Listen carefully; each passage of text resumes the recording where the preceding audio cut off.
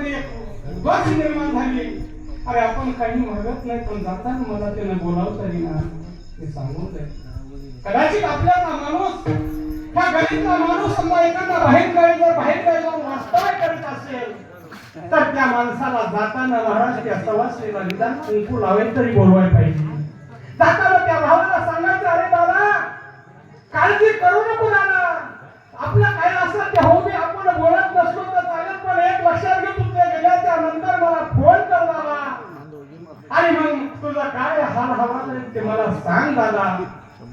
असं महाराज ते सगळं वय विसरलं पाहिजे पण महाराज त्याच्या नशिबात तो बंधू प्रेम नव्हतं.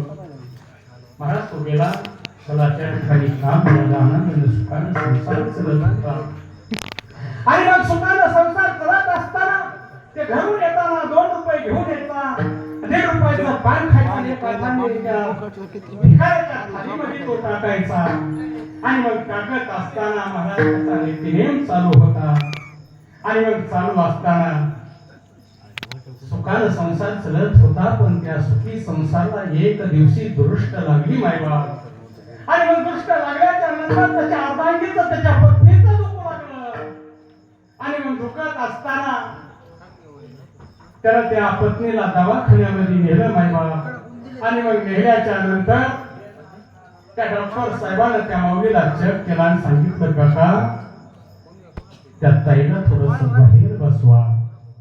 बाहेर बसवा म्हणल्याच्या नंतर तो बाहेर बसवलं आणि सांगितलं काका अंतकरण घट्ट करून ऐका काका, काका तुम्ही अंतकरण घट्ट करून ऐका काका, तुमच्या मालकीला कॅन्सर नावाचा रोग झालाय काका.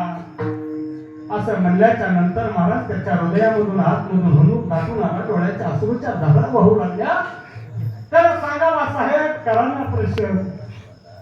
अरे ऑपरेशन करायचं असेल तर त्या ठिकाणी क्वांटरला 1 लाख रुपये भर तू असं म्हणावा. महाराज त्याला विचार करा साहेब, माझी आत्ताच कशी तरी गाडी रुळावर आली, मी मोल मजुरी करून खाणारा माझ्याकडे लाखो रुपये कुठून येतील साहेब असं तो म्हणू लागला.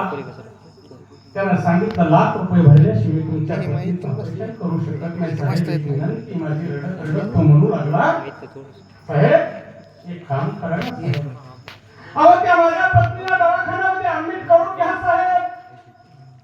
त्या विनंतीला मान देऊन त्या डॉक्टर साहेबांनी त्या माऊलीला ऍडमिट करून घेतलं